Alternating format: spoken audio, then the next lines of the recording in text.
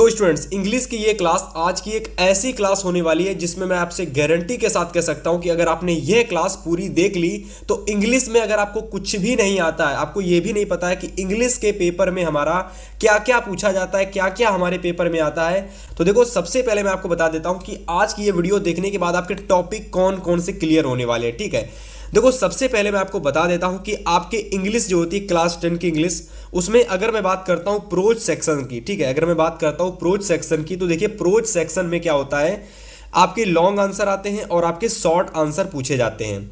ऐसे ही अगर मैं बात करता हूं पोएट्री सेक्शन की, तो देखिए पोएट्री सेक्शन में क्या होता है कि आपसे पोयम पूछी जाती है और आपकी आता है सेंट्रल आइडिया, मतलब कि पोयम और सेंट्रल आइडिया आपका पोएट्री में आता है और लॉन्ग आंसर शॉर्ट आंसर आपके प्रोज में आते हैं। इसके अलावा क्या होता है कि सप्लीमेंट्री में भी आपके लॉन्ग आंसर और आपके शॉर्ट आंसर पूछे जाते हैं। तो प्यारे साथी, ये वीडियो देखने के बाद में मैं आपसे गारंटी के साथ कह सकता हूं कि आपके इंग्लिश का लगभग 40% जो क्वेश्चन होता है इस वीडियो से आपको मिलने वाला है। ठीक है, तो ये वीडियो बहुत ही ज़्यादा रिसर्च करके बनाई गई है और जितने भी स्टूडेंट्स क्लास 10th के हैं वो F24 क्लासेस चैनल को सब्सक्राइब कर सकते हैं। देखिए इस चैनल पर आपको हर एक सब्जेक्ट की तैयारी डेली बेसिस पर कराई जाती है और जैसे जैसे आपके एग्जाम जो है नज़दीक आते जाएंगे आपको यहाँ पर सबसे बेस्ट तरीके की तैयारी देखने को मिलने वाली है। ठीक है, तो देखिए सबसे पहले हम यहाँ पर बात करेंगे प्रोज सेक्शन के लॉन्ग आंसर और शॉर्ट आंसर की। ठीक है, तो मैं आपसे यही कहूंगा अगर आपने ये क्लास पूरी शुरू से लगाकर एकदम अगर आपने लास्ट तक देख ली ना तो बहुत सारे स्टूडेंट से आप आगे हो जाने वाले हो और आप उन सभी स्टूडेंट से बहुत जल्द अपने इंपॉर्टेंट क्वेश्चंस को भी कह सकते हो कि कवर करने वाले हो। तो देखो सबसे पहले मैं बात करने वाला हूं प्रोज सेक्शन की। ठीक है, तो प्रोज सेक्शन में मैंने आपको भी बताया कि इसमें क्या होता है लॉन्ग आंसर आते हैं, ठीक है, और इसमें क्या होता है शॉर्ट आंसर पूछे जाते हैं। ठीक है, तो हम लॉन्ग और शॉर्ट दोनों टाइप के जितने भी क्वेश्चंस आपके पेपर में आते हैं वह सारे टाइप के क्वेश्चंस आपको हम यहाँ पर बताने वाले हैं। ठीक है, तो देखिए सबसे पहले हम लोग यहाँ पर बात करेंगे जितने भी इंपॉर्टेंट हमारे प्रोज सेक्शन के जितने भी इंपॉर्टेंट हमारे शॉर्ट क्वेश्चन हैं उन सभी शॉर्ट क्वेश्चन की हम लोग बात करने वाले हैं। ठीक है, तो देखिए शॉर्ट आंसर टाइप क्वेश्चन यहाँ पर हम लोग देखने वाले हैं। तो देखिए सबसे पहले यहां पर हमारा जो सबसे पहला क्वेश्चन दे रखा है ये काफी ज्यादा इंपॉर्टेंट क्वेश्चन है और लगभग आपके हर साल आपके पेपर में क्वेश्चन आता है। तो सबसे पहला क्वेश्चन हमारा है कि what did Lencho you call the employees of the post office in his letter to God. अब देखो यहाँ पर ये क्वेश्चन हमसे ये कहना चाह रहा है कि जो लेंचो होता है, ठीक है, लेंचो यू कॉल, लेंचो क्या बुलाता है जो हमारे जो वहाँ के पोस्ट ऑफिस के एम्प्लॉयज होते हैं, मतलब पोस्ट ऑफिस में जो काम करने वाले लोग होते हैं, जो लेंचो होता है उनको क्या कहकर कह सकते हो, काल मीन्स होता है पुकारना, तो क्या कहकर पुकारता है और ये किस में लिखा होता है, ये गॉड, मतलब ये लेटर जो लिखा होता है ना गॉड के लिए, उसमें ये सारी चीज़ें लिखी होती हैं। तो यहाँ से आप लोग क्या करोगे प्यारे साथी, यहाँ से आप लोग अपना आंसर लिखना प्रारंभ करोगे और जिस तरीके से मैंने ये क्वेश्चन का आंसर लिखा है सेम टू सेम ऐसा आंसर आपको नोट कर लेना है और ये क्वेश्चंस आपके लिए very very most important question है 2026 बोर्ड एग्जाम के लिए। ठीक है, तो चलिए सबसे पहले आप नोट करना स्टार्ट करेंगे कि the post master was a kind hearted man. ठीक है, kind hearted and amiable man. ठीक है, मतलब पोस्ट मास्टर जो था वो एक काइंड हार्टेड यानी बहुत ही मर्म स्पर्शी दिल का और एक कह सकते हो बहुत ही दयालु व्यक्ति था। ठीक है, कौन, पोस्ट मास्टर, जो कि पोस्ट ऑफिस का एक मतलब कि काम करने वाला व्यक्ति था। ठीक है, he was impressed by Lencho's firm, वो लेंचो की फर्म पर फैथ पर बहुत ही ज़्यादा क्या हो गया था, सस्टेन हो गया था और गॉड पर उसके अटूट विश्वास पर वह सस्टेन हो गया था। That faith he sent a reply to Lencho, तो उसने क्या किया था, लेंचो को रिप्लाई दिया था। तो इतना आंसर आपको पहले वाले क्वेश्चन में लिख लेना है। The post master was a kind hearted man and amiable man, he was impressed by Lencho's firm in God and sustain the faith he sent reply to Lencho. तो 3 लाइनों का ये आंसर आपको शॉर्ट आंसर तैयार कर लेना है। अगर आप इसको तैयार कर लोगे तो आपके 3 नंबर यहाँ से पूरे के पूरे पक्के हो सकते हैं, क्योंकि 3 नंबर का जो होता है शॉर्ट आंसर आपके पेपर में आता है और ये बहुत ही ज़्यादा रिपीटेड क्वेश्चन आपका है। ठीक है, इसके बाद आपको दूसरा क्वेश्चन नोट करना है जो कि काफ़ी ज़्यादा इंपॉर्टेंट है और बहुत बार पेपर में आया हुआ प्रश्न है कि why did post man law, देखिए यहाँ पर लॉ नहीं होगा, मैं आपको बता देता हूँ कि यहाँ पर आपको कर लेना है LAW की जगह आपको कर लेना है LAGUH। ठीक है, LAUGH। ठीक है, तो ये आपका लॉफ हो जाएगा LAUGH, लॉफ। लॉफ मीन्स होता है हंसना। ठीक है, तो why did the post man laugh off heartily, तो देखिए इसका आंसर आप लिखना प्रारंभ करोगे, the post master was a very kind hearted man, ठीक है। After reading the letter at first he laughed heartily, first he laughed heartily. अब देखो यहाँ पर जो ये लॉफ्ट लिखे हो, ये ऐसे नहीं लिखना है आपको, मैं आपको दिखा देता हूँ। आपको लॉफ्ट कुछ इस तरीके से लिखना है, देखिए LAUGHT, ठीक है। तो ये लॉफ्ट होता है, लॉफ्ट मीन्स होता है हंसना, ठीक है। तो he laughed heartily but later on become the too serious, he press the faith of the man in God. इतना आप लोगों को क्वेश्चन यहाँ तक कि who had written the letter, इतना पूरा क्वेश्चन आपको नोट कर लेना है।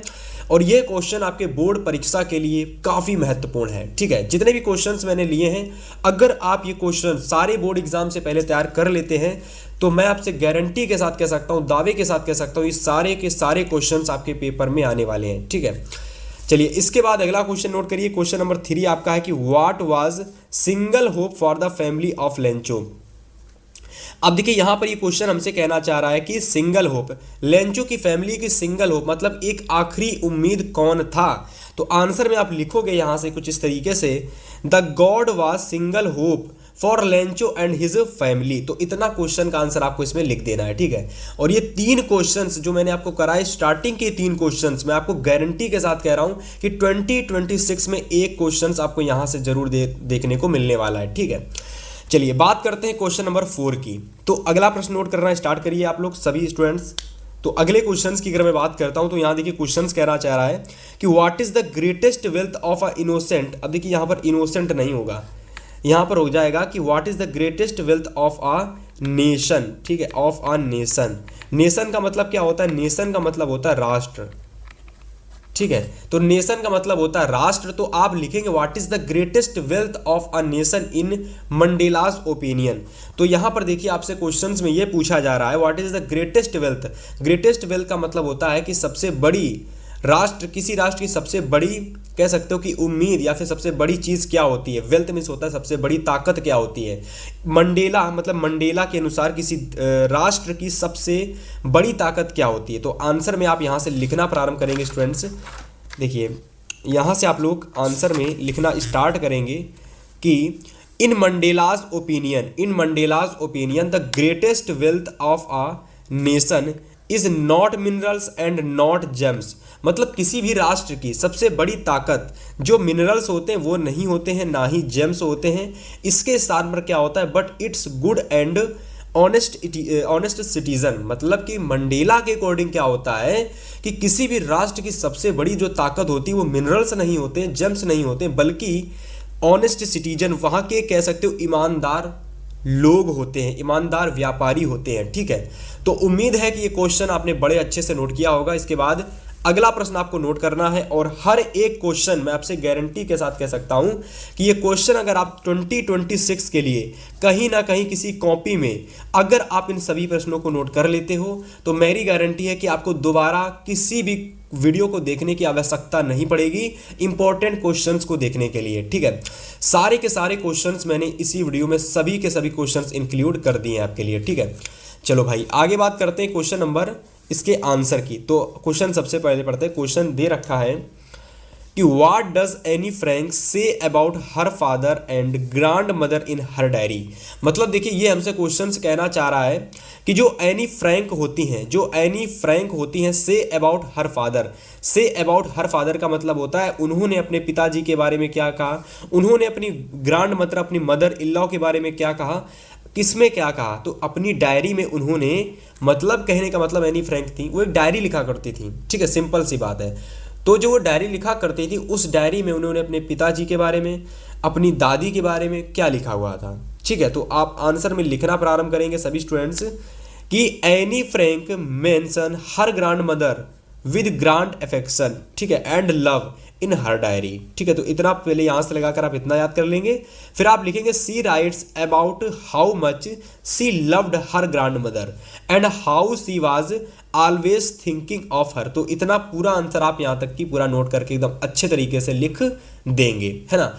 और मेरे हिसाब से मैं इतना ही आंसर आपको कराता हूं जितना क्वेश्चन आप तैयार कर लो, और सबसे बेस्ट आंसर ये होता है, ठीक है। चलो अगला क्वेश्चन कह रहा है कि हु वाज एनी फ्रैंक। अगला क्वेश्चन कह रहा है कि who was Anne Frank. Anne Frank कौन थी। Where did she write a diary, और वह डायरी क्यों लिखा करती थी। तो चलिए इसका आंसर आप लिखना प्रारंभ करिए। लिखेंगे कि Anne Frank was a 13 years old Jewish girl. जो एनी फ्रैंक थी वह 13 साल की एक ज्यूइश गर्ल, एक ज्यूइश लड़की थी। सी रोट आ डायरी इन एम्स्टर्डम, जो कि एम्स्टर्डम में क्या होता था कि डायरी लिखा करती थी, जो कि एम्स्टर्डम में एक डायरी लिखा करती थी। चलिए इसको भी नोट कर लीजिए। इसके बाद आगे नोट करिए क्वेश्चन नंबर 7 को। और जितने भी मैं आपको शॉर्ट क्वेश्चंस करा रहा हूं, मेरे हिसाब से केवल अगर आप इतने ही शॉर्ट क्वेश्चंस को तैयार कर लेते हैं तो इसके अलावा और भी कोई क्वेश्चंस आपके पेपर में नहीं आने वाला। ठीक है, 7वां क्वेश्चन कह रहा है कि what are the main preparation of the bakers of Goa. और ये देखिए, ये काफ़ी ज़्यादा इंपॉर्टेंट क्वेश्चन है आपके बोर्ड एग्जाम के लिए, और ये क्वेश्चंस आपके हर साल पेपर में आता है। तो आप यहाँ से लिखना प्रारंभ करेंगे, the main preparation of the bakers are loaves of bread, sweet bread, card pole and cakes and ball in has. ठीक है, बॉल इन हैज। तो इतना आंसर क्या करना है इस वाले क्वेश्चंस में आपको लिख देना है कि what are the main preparations of Goa के ब्रेकर्स में। ठीक है, तो उम्मीद है इतना क्वेश्चन को लिख देंगे। और इसके बाद अगला क्वेश्चन आप नोट करना स्टार्ट करेंगे, what is the Korg famous for coffee. देखिए इस क्वेश्चन में कह रहा कि जो कॉर्ग होता है वो अपनी कॉफ़ी के लिए फेमस क्यों होता है, मतलब क्या चीज़ है जो कॉर्ग को कॉफ़ी के लिए फेमस बनाती है। ठीक है, तो चलिए इसके आंसर में आप क्या लिखेंगे मैं आपको बताता हूँ। तो यहाँ से देखिए आप लोग आंसर में लिखना स्टार्ट करेंगे कि कॉर्ग इज इन कर्नाटका। जो कॉर्ग होता है वो कर्नाटका में पड़ता है and is famous for coffee, और यह अपने कॉफ़ी के लिए बहुत ही ज़्यादा फेमस होता है। रेन फॉरेस्ट्स एंड स्पाइसेस, और ये अपनी कह सकते हो कि वहाँ की जो वर्षा होती है, जो वहाँ के जंगल होते हैं, जो स्पाइसेस जगह मतलब होते हैं जो बहुत ही ज़्यादा कह सकते हो कि मर्म स्पर्शी जगह होती है। तो इन जगहों के लिए क्या होता है, जो कॉर्ग होता है जो कर्नाटका में पड़ता है, ये बहुत ज़्यादा इसी वजह से क्या होता है, ये फेमस होता है ना। चलिए बात करते हैं क्वेश्चन नंबर 9 की, है ना। 9 नंबर क्वेश्चन कह रहा है कि where was Pranjol Rajvir going. तो जो राजवीर होता है और जो प्रांजल होता है ये कहाँ गए हुए थे। What was Pranjal father there, और प्रांजल के जो फादर थे जहाँ पर ये लोग गए थे वहाँ पर प्रांजल के फादर क्या थे। तो आंसर में आप लिखोगे कि Pranjal and Rajveer we are going to Assam. तो ये दोनों के दोनों कहाँ गए थे, असम गए थे, है ना। आगे आप लिखोगे Pranjal father is the manager of tea estate there, और जो प्रांजल लड़का था इसके जो पिताजी थे वो क्या थे, मैनेजर थे, कहाँ के, टी स्टेट के मैनेजर थे, है ना। उम्मीद है कि ये क्वेश्चन आपने अच्छे से नोट किया होगा। हाँ, मैं आपको एक इंपॉर्टेंट चीज़ बता देना चाहता हूँ कि मेरे बहुत सारे ऐसे स्टूडेंट हैं जो कि प्रेजेंट टाइम में उनको क्या लगता है कि भैया जी मुझे कोई एक ऐसी पीडीएफ या फिर कोई ऐसी ई बुक मिल जाए जिसमें क्या हो कि मेरे पास इंग्लिश जैसे सब्जेक्ट में मुझे एक जगह पर मतलब जितने भी हमारे लॉन्ग आंसर, जितने भी हमारे शॉर्ट आंसर, जितने मतलब जो कुछ हमारे इंग्लिश में आता है मेरे प्यारे भाई, वह हमको क्या है भैया जी एक ही ई बुक या फिर एक ही पीडीएफ के अंदर हमें मिल जाए और हमको इसके लिए ज़्यादा पे भी ना करना पड़े। अभी के टाइम समय पर क्या हो रहा है कि मैं देख रहा हूं कि यूट्यूब पर बहुत सारे एजुकेशन चैनल हर एक स्टूडेंट को 1000 रुपये, 2000 रुपये, ठीक है, 500 रुपये, 600 रुपये, 800 रुपये, इस तरीके से कोर्स सेल कर रहे हैं। और उसमें क्या हो रहा है कि वह स्टूडेंट को कुछ भी नहीं दे रहे हैं। पर मेरे प्यारे भाई, हमने आपके लिए क्या किया, मेरी पूरी टीम ने मिलकर आपके लिए क्या किया है, आपके लिए ई बुक प्रिपेयर की है। ठीक है, इस ई बुक में क्या होने वाला है मैं आपको बता देना चाहता हूँ। ये इंग्लिश की आपकी जो ई बुक है ये इतने कम प्राइस में आपके लिए बनाई गई है। इसका प्राइस अभी के समय 50 रुपये से हटा करके मात्र 15 रुपीज़ कर दिया गया। देखिए, आपसे मेरी कोई भी जोर जबरदस्ती नहीं है कि अगर आप इसे परचेस ही कर लो, लेकिन जिसको लगता है कि इंग्लिश को मैं बहुत ही कम समय में कंप्लीट करना चाहता हूं और ऐसी कोई स्ट्रेटजी, ऐसी कोई ई बुक मिल जाए, ऐसी कोई पीडीएफ मुझे मिल जाए जिसमें मुझे सारी चीज़ें इस तरीके से सिस्टमेटिक ढंग से अरेंज की हूं कि मैं उसे मात्र 10 दिनों के अंदर पूरी पढ़ लूँ, तो इस तरीके से हमारी टीम ने आपके लिए ई बुक तैयार की। इसमें देखिए 3 पार्ट आपके होने वाले हैं। सबसे पहले आपको 200 प्लस एमसीक्यू देखने को मिलेंगे, 17 नंबर की एक आपको सीरीज देखने को मिलेगी, एक सीरीज आपको 23 नंबर की देखने को मिलेगी और एक सीरीज आपको 10 मार्क्स की देखने को मिलेगी। तो टोटल आपके 3 पार्ट मतलब कह लो टोटल 4 भागों में आपकी ये पूरी, देखिए एमसीक्यू पोर्शन अगर आप अलग कर लेंगे तो टोटल आपके 3 पार्ट बचते हैं। तो मैं कह सकता हूं कि आपके एमसीक्यू हटा देने के बाद आपको 3 पार्ट जो मिलेंगे इंग्लिश के मात्र कह लो भाई, 3 कह लो या फिर 4 पार्ट में आप पूरी इंग्लिश को कवर कर सकते हो, वो भी 5 से 10 दिनों के अंदर, ठीक है। अगर आपने थोड़ा जल्दी एफर्ट लगाया तो इंग्लिश को आप मात्र 5 डेज के अंदर कंप्लीट कर लोगे। करना कुछ नहीं है कि आपको, मैंने देखिए लिंक एक डिस्क्रिप्शन में आपको मिलेगा, अगर आप उस लिंक पर क्लिक करोगे तो वह लिंक आपको सीधे उस वेबसाइट पर लेकर के जाएगी जहां पर हमने ई बुक अपनी डाल रखी है। उस ई बुक आपको परचेस कर लेना है। ई बुक अभी हाल फिलहाल में मात्र 15 रुपए की आपको मिलने वाली है। जो जितने भी स्टूडेंट्स इस क्लास को देख रहे हैं अभी के समय पर, केवल और केवल टॉप 50 स्टूडेंट्स के लिए, ठीक है, जितने भी हमारे टॉप 50 स्टूडेंट्स हैं उनके लिए मात्र ये 15 रुपए की अभी के समय मिलने वाली है। तो अगर आप लेना चाहते हो तो तुरंत जाइएगा, इसका प्राइस बढ़ भी सकता है। अभी के समय में मात्र ये आप लोग कह लो कि एक जो बर्गर होता है उसके भी कम प्राइस में अभी आपको ये अवेलेबल मिल रही है, ठीक है। तो डिस्क्रिप्शन में लिंक पड़ा हुआ है, जा करके एक बार जरूर विजिट कर लीजिएगा। चलिए बात करते हैं क्वेश्चन नंबर 10 की। तो 10वां नंबर क्वेश्चन कह रहा है कि describe any 2 tourist places of Korg. तो टूरिस्ट प्लेसेस आपको डिस्क्राइब करने कॉर्ग के किन्हीं 2 टूरिस्ट प्लेसों को, ठीक है। तो सबसे पहले देखिए यहाँ पर आपको पहला है एबे फॉल्स और दूसरा है राजा सीट, ठीक है। तो there are many 2 tourist places of Coorg, Abbey Falls और राजा सीट, ठीक है, दोनों नोट कर लीजिए। और ये अच्छे तरीके से इनको कहीं ना कहीं आप लोग किसी ना किसी कॉपी में नोट जरूर से कर लेना, क्योंकि सारे के सारे क्वेश्चंस आपके बड़े ही इंपॉर्टेंट हैं। और मैं आपसे बता देना चाहता हूं कि ये सारे क्वेश्चंस आपके हर साल प्रीवियस ईयर में यानी PYQ में पूछे जाते हैं, ठीक है। चलिए बात करते हैं क्वेश्चन नंबर 11 की। कह रहा है कि who was Nelson Mandela, why did he fight with the white rule of his country. अब देखो प्यारे साथी, यहाँ से देखिए आपको एक चीज़ समझनी है कि जितने भी क्वेश्चंस थोड़े से बड़े क्वेश्चंस होते हैं उनको आपको आधा आधा करके याद करना है, ठीक है। तो सबसे पहले मैं आपको आधा बताऊंगा, फिर मैं आपको आधा बताऊंगा। देखिए, Nelson Mandela was first black president of a south Africa, है ना। The white erected A system और racial discrimination against the blacks. They set up most inhuman system of apartheid where the blacks were denied the fundamental rights of freedom, ठीक है। तो इतना सबसे पहले आप याद कर लेंगे। फिर इसके बाद आप यहाँ से याद करना स्टार्ट करेंगे कि इन 20th century the system of overturned the policy of apartheid was uprooted and new non-racial democratic government was installed to set up equal rights, ठीक है। तो यहाँ तक पूरा आंसर आपको तैयार कर लेना है। उम्मीद है मेरी कि ये जो क्वेश्चन मैंने आपको कराए, ये 11 क्वेश्चंस आपने बड़े अच्छे से नोट किए होंगे और बहुत अच्छे से आपने तैयार कर लेंगे, ठीक है। क्योंकि देखिए प्रोज सेक्शन में मैं आपको बता देना चाहता हूं कि 2 क्वेश्चंस आपके आते हैं जो कि 6 नंबर में आपके पूछे जाते हैं।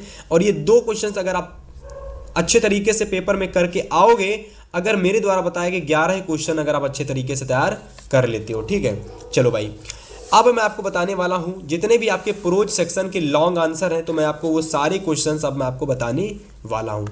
तो चलिए सबसे पहले प्रोज सेक्शन का पहला लॉन्ग आंसर नोट करिए। What did any Frank maintain a diary.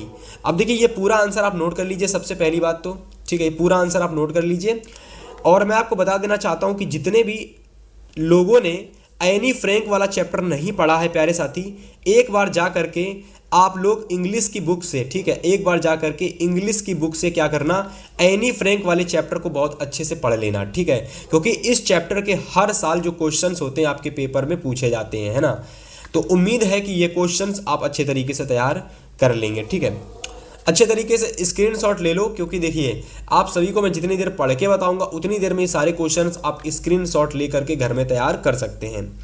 अगर फिलहाल चलिए मैं आपको पढ़ा देता हूँ, एक बार बता देता हूँ। देखिए स्टार्ट करेंगे कि एनी फ्रैंक ने डायरी में क्या क्या मेंटेन किया हुआ था। देखिए Anne Frank mention a diary, maintain a diary. तो Anne Frank maintain a diary to express her thoughts feelings during the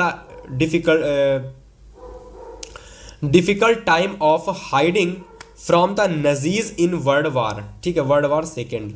C used the diary as a her friend, ठीक है, as a her friend to share her fears hopes and daily experience, ठीक है।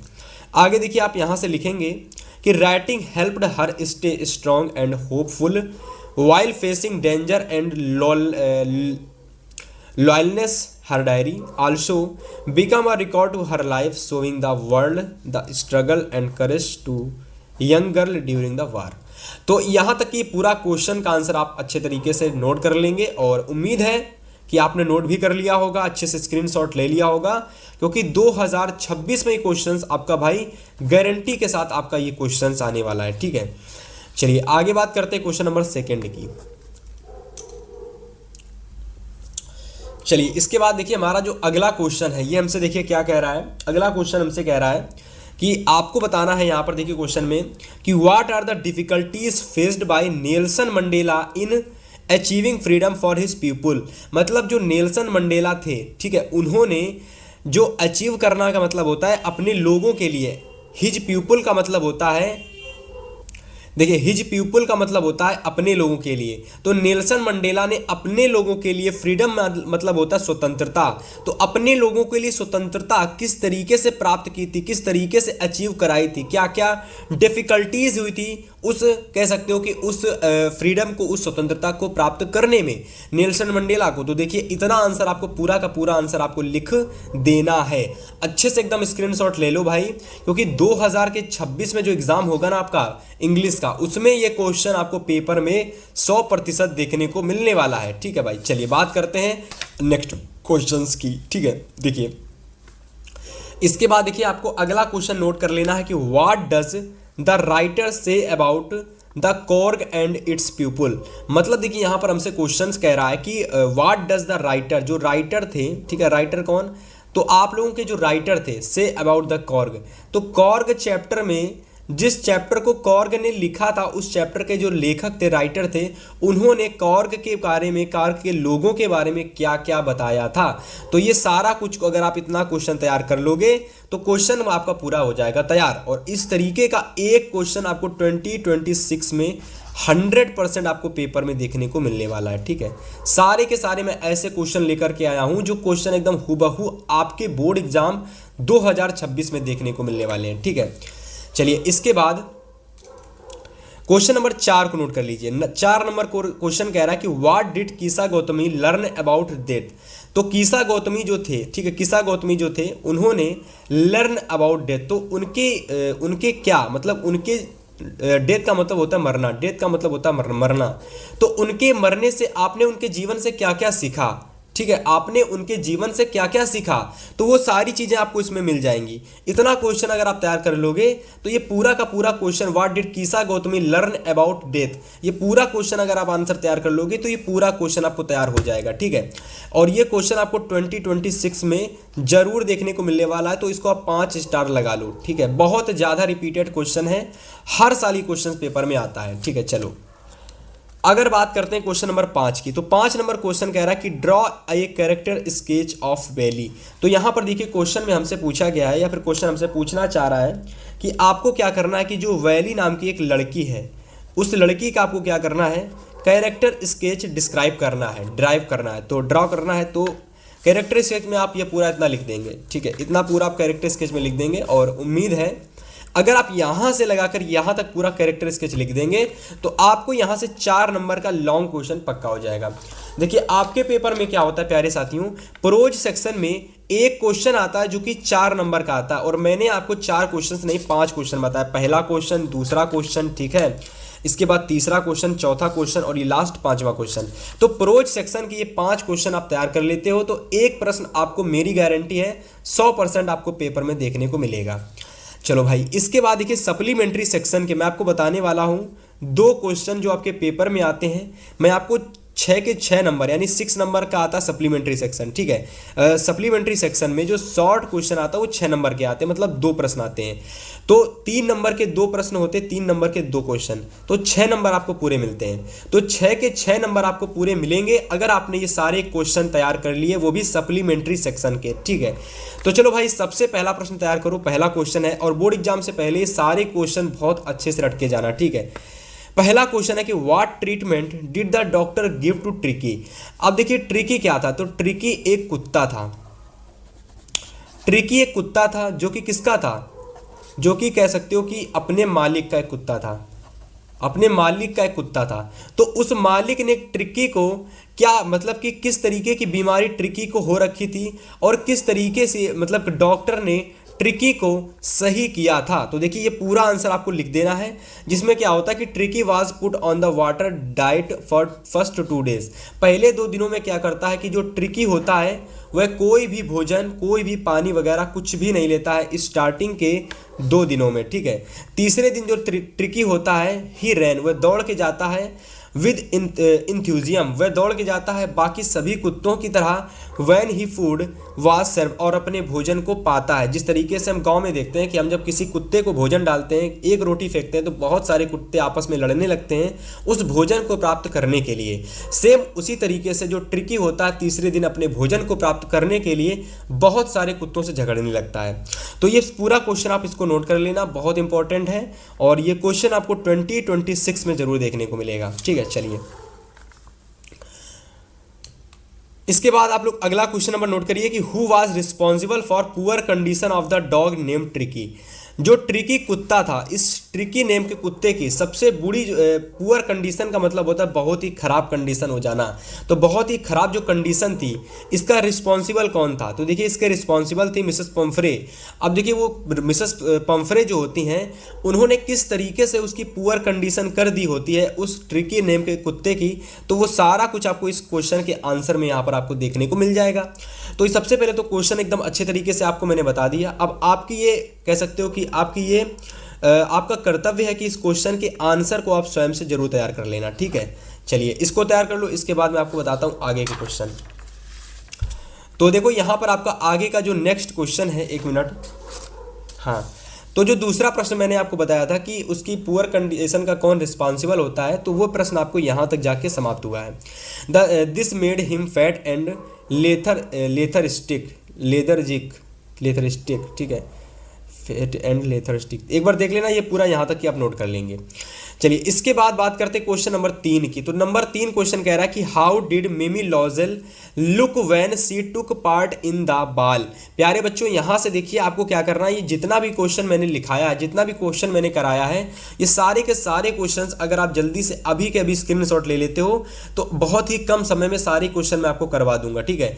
तो मैं आपसे कहूँगा ये जितने भी क्वेश्चन है आप इन सभी का स्क्रीनशॉट ले लो, और इसके बाद ये 5 क्वेश्चन आपके सप्लीमेंट्री में अगर आपने तैयार कर लिए तो एक क्वेश्चन नहीं 2 प्रश्न आपके सप्लीमेंट्री में आते हैं, मे बी नहीं 2 नहीं आते हैं। देखो सप्लीमेंट्री में आपका 1 मिनट, सप्लीमेंट्री में आपका केवल एक क्वेश्चन आता है, वो भी 3 नंबर का, ठीक है। तो इस बात को आप याद रख लेना, है ना। चलो भाई, इसके बाद देखो सप्लीमेंट्री का एक और क्वेश्चन आता है जो कि लॉन्ग होता है। लॉन्ग आंसर में एक क्वेश्चन आता है 4 नंबर का, एक ही पूछा जाता है।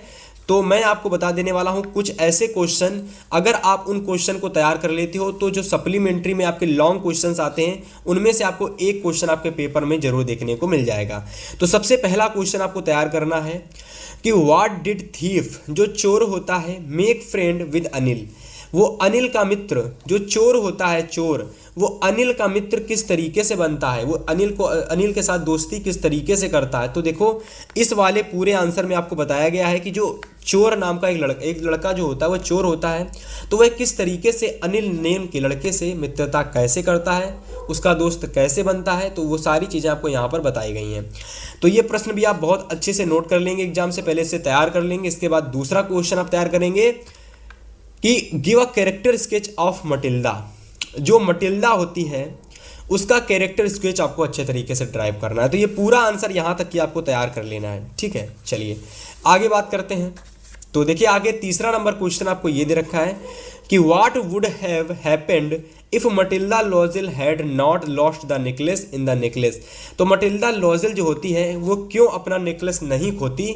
तो मतलब देखो मैं आपको थोड़ी सी स्टोरी बता देना चाहता हूँ कि जो मटिल्डा होती है, मटिल्डा लॉजेल, वो क्या होती है, एक नेकलेस को क्या कर देती है, खो देती है। अब नेकलेस को खो देती है तो नेकलेस जो होता है प्यारे बच्चों, वो नेकलेस होता है उसके दोस्त का, उसकी सहेली का, उसके फ्रेंड का होता है, ठीक है। तो जब वह नेकलेस को खो देती है तो उसको नेकलेस तो वापस करना होगा अपनी सहेली को, दोस्त को, फ्रेंड को। तो होता क्या है कि वह जो नेकलेस होता है अगर वो नहीं खोती तो ऐसी कंडीशन क्या होती। तो वह क्वेश्चन आपको यहाँ तक इतना आंसर आपने लिख देना है, और ये भी क्वेश्चन आपको वेरी इंपॉर्टेंट डाल के अच्छे तरीके से पेपर के लिए तैयार कर लेना है।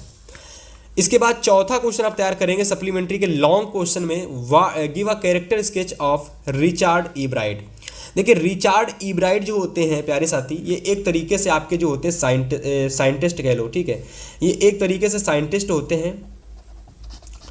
तो आपको क्या करना है, रिचार्ड ईब्राइट का आपको कैरेक्टर स्केच बनाना है ना। और मेरी उम्मीद है कि अगर आप इस तरीके से पूरा रिचार्ड ईब्राइट का इतना कैरेक्टर स्केच बना दोगे, अच्छे तरीके से इसको तैयार कर लोगे, तो 4 नंबर का ये भी आ सकता है आपके पेपर में, और 4 नंबर का ये भी आपके पेपर में आ सकता है। इसके अलावा अगर मैं बात करता हूं तो स्टार्टिंग के 4 नंबर वाले ये 2 क्वेश्चंस और अच्छे से आप तैयार कर लीजिएगा, ठीक है। उम्मीद है कि सप्लीमेंट्री के आपके short questions, long questions cover हो चुके हैं। अब देखिए यहां पर मैं आपको बताने वाला हूं कि आपके पेपर में क्या होता है स्टूडेंट्स, मैं आपको दिखा देता हूं कि आपके पेपर में अब आता है पोएट्री सेक्शन, ठीक है, एक मिनट। अब आपके पेपर में आता है पोएट्री सेक्शन। देखो पोएट्री सेक्शन की अगर मैं बात करता हूं तो यहां पर देखो पोयम आती है। इसके अलावा अगर मैं बात करता हूं तो यहां पर देखो सेंट्रल आइडिया पूछा जाता है, ठीक है। तो देखो सबसे पहले मैं आपको बताता हूं, पोयम आपको 4 लाइनों की लिख लेना और आप 2 पोयम तैयार कर लेना, ठीक है। सबसे पहली पोयम आप लोग तैयार कर लेना a tiger in the zoo chapter की, ठीक है। एक इस चैप्टर की आप लोग ये 4 लाइन की पोयम तैयार कर लेना, ठीक है। 3 नंबर आपके बिल्कुल पक्के हो जाएंगे अगर आपने ये 2 पोयम तैयार कर ली, ठीक है। दूसरा है ए टाइगर इन द जू की दूसरी पोयम, जो कि ये 4 लाइन की एक और पोयम आप तैयार कर लेंगे। तो ये 2 पोयम अगर आप तैयार कर लेंगे तो 3 नंबर आपके पूरे के पूरे पक्के हो जाएंगे, ठीक है भाई। इसके बाद देखो सेंट्रल आइडिया। सेंट्रल आइडिया आपके पेपर में आता है 4 नंबर का, ठीक है। तो देखिए आपके लिए मैं 3 सेंट्रल आइडिया बताने वाला हूँ। 3 सेंट्रल आइडिया अगर आप अच्छे तरीके से तैयार कर लेते हो, केवल और केवल 3 सेंट्रल आइडिया, और आपके 4 नंबर हो जाएंगे पूरे के पूरे पक्के। तो देखो सबसे पहला सेंट्रल आइडिया आपका डस्ट ऑफ स्नो का, दूसरा सेंट्रल आइडिया है फायर एंड आइस का, तीसरा सेंट्रल आइडिया आपका है a tiger in the zoo chapter का, ठीक है। तो उम्मीद है कि ये 3 सेंट्रल आइडिया आप बड़े ही अच्छे तरीके से तैयार कर लेंगे। और अगर आप ये 3 सेंट्रल आइडिया तैयार कर लेते हो तो आपके पेपर में 3 सेंट्रल आइडिया में से एक सेंट्रल आइडिया आपको 100% देखने को मिल जाएगा, ठीक है। तो उम्मीद है आज की इस क्लास के अंदर देखिए मैंने आपको बहुत सारे नोट्स के अंदर कम से कम आपके कह सकते हो स्टूडेंट्स, कम से कम आपके मैंने 23 से 25 नंबर, चलो 23 से 25 नंबर एक क्लास के अंदर आपके कंप्लीट करा दिए। और अगर आपने इस क्लास में बताए गए सारे के सारे क्वेश्चंस अगर आप एग्जाम से पहले तैयार कर लेते हो, चाहे वो प्रोज सेक्शन के आपके शॉर्ट क्वेश्चंस हो, या फिर आप लोगों के प्रोज सेक्शन या फिर सप्लीमेंट्री सेक्शन के शॉर्ट क्वेश्चंस हो, या फिर अगर मैं बात करता हूं आपके प्रोज सेक्शन के लॉन्ग आंसर हो, या फिर अगर मैं बात करता हूं आपके प्रोज सेक्शन के शॉर्ट क्वेश्चंस हो, या फिर सप्लीमेंट्री के आपके लॉन्ग क्वेश्चंस हो, तो अगर आपने इस क्लास को पूरा देख लिया ना मेरे प्यारे साथी, तो आपके जितने भी टॉपिक है central idea, poem, long answer, short answer, सारे के सारे टॉपिक आपको एक ही वीडियो के अंदर मिल जाएंगे। और अगर आप क्लास 10 इंग्लिश की तरह इसी तरीके से हर एक चैप्टर की ब्रह्मास्त्र सीरीज चाहते हो, चाहे वो आपका इंग्लिश सब्जेक्ट हो, चाहे आपका मैथ सब्जेक्ट हो, हिंदी हो, सामाजिक विज्ञान हो, सोशल साइंस हो, कोई भी सब्जेक्ट हो, आप चैनल को हमारे F24 क्लासेस को सब्सक्राइब कर लीजिएगा, क्योंकि इस चैनल पर आपको डेली बेसिस पर सबसे बेहतर और सबसे ज़्यादा इंपॉर्टेंट क्लासेस देखने को मिलती हैं, ठीक है। और अगर आप 95% लाना चाहते हो तो एग्जाम से पहले मैं आपकी तैयारी बहुत बेहतर तरीके से कराने वाला हूँ। तो आप लोग हमारे चैनल के साथ जुड़ जाना और एग्जाम के लिए बेहतर तरीके से तैयारी आप चैनल के साथ जुड़ के कर सकते हैं।